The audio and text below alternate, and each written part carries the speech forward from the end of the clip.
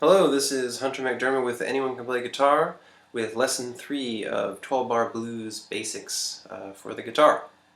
Okay, so in the first lesson we talked about the basic 12-bar blues form and how we can plug in chords from any key we desire.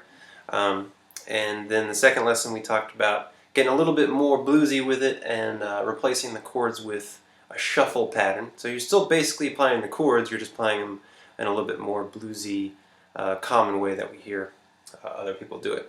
Alright, so now we need to start talking about the other aspect of blues, which is probably the more fun part for most of you, is the soloing. So we want to talk about if somebody's playing that shuffle and we want to play over top of it, we want to make up some solos or whatever, play some melodies, then this is where you want to start. Okay, so there are lots of different scales out there.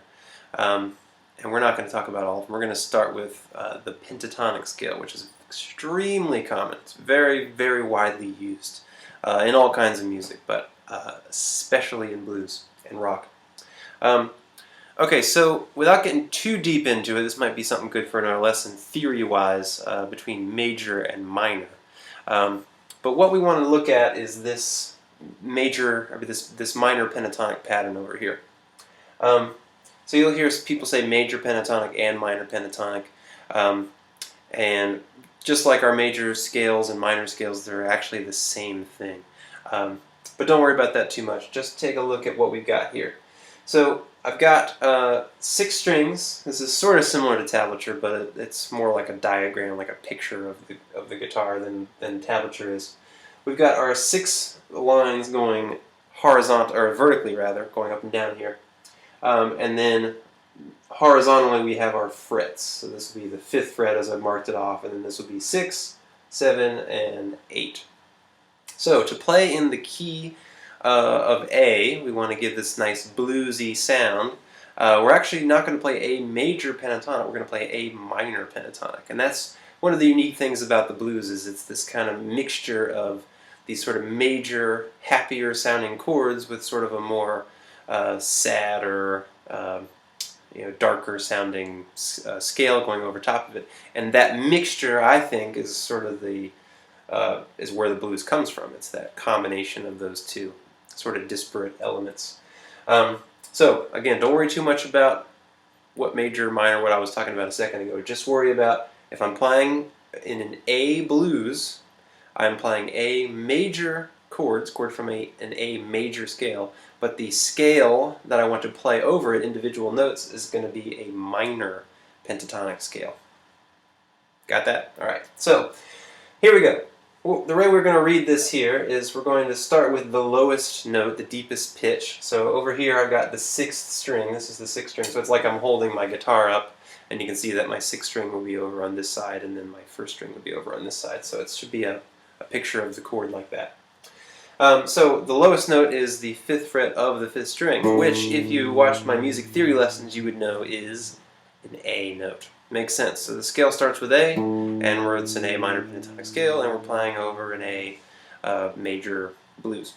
Okay, so if this is the 5th fret, we're going to follow that low note up with the next highest note. So that's going to be on the same string down here on the 8th fret. So I play my 5th fret, then I would play my 8th fret, back to back. So I'm not playing this as a chord, I'm just playing the notes from low to high.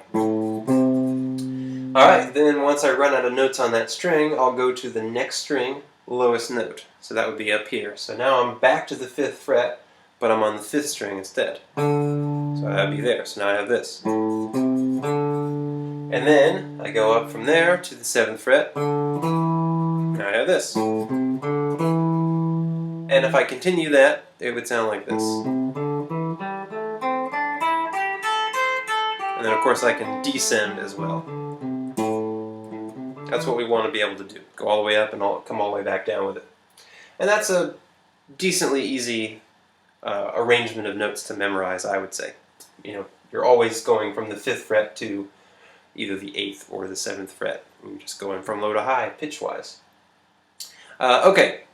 So one thing about playing this scale, to make it easier for you and to allow you to someday train yourself to go faster, to play more quickly, is to work on, with your pick, you want to alternate your pick. Everybody's got their different method about picking. I believe alternate picking is just about the way to go in most situations, especially in playing scales. So what we're going to do with the pick is I'm going to play the first note with a down motion, and then I'm going to play the next note with an up motion. So I'm plucking down, then up. Then it'll be the same thing on the next string. Down, up, down, up, down, up, down, up, down, up.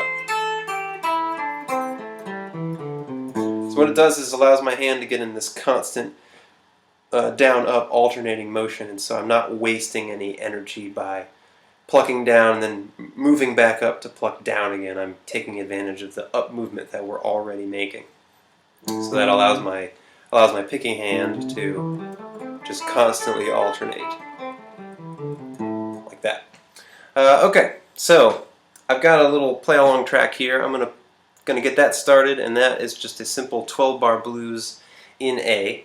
Now it's got drums and bass and a little bit of piano stuff going to it, so there's a little bit more to it, but the chords themselves are the same as what we were looking at in Lesson 1, and then again in Lesson 2 with the shuffle.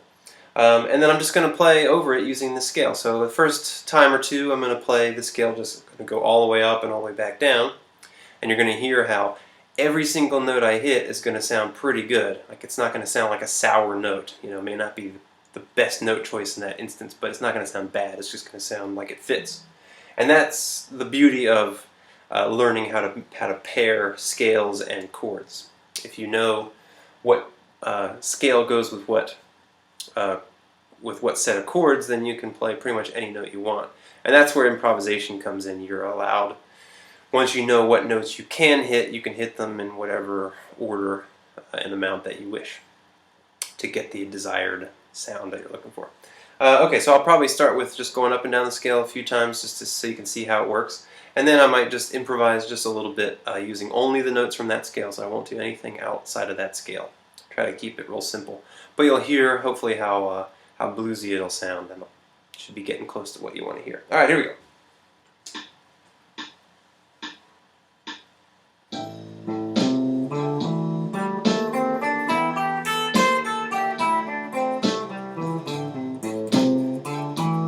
It's a good idea to swing it.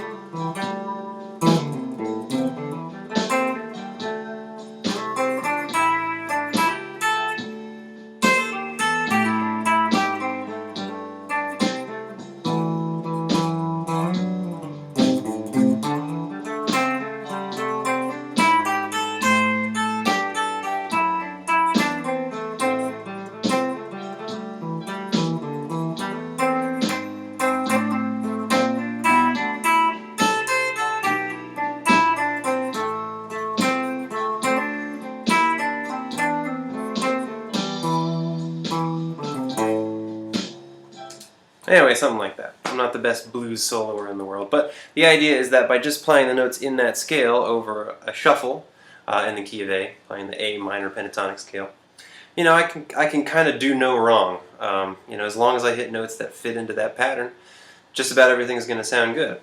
In a couple spots, I lied and I threw in a little bit more interesting stuff, which we'll talk about the blues scale in the last lesson, and then in the very next lesson we'll talk about how you can go from just hitting any random note in that scale to starting to think about playing to the chords a little bit more, thinking about playing specific notes at specific times.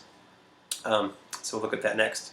So there you go. Now, the pentatonic scale is not just this one pattern. There are actually 5 different patterns. Pentatonic, the word means 5, so penta for 5, and then tonic means tone or note. So what you're talking about is a 5-note scale.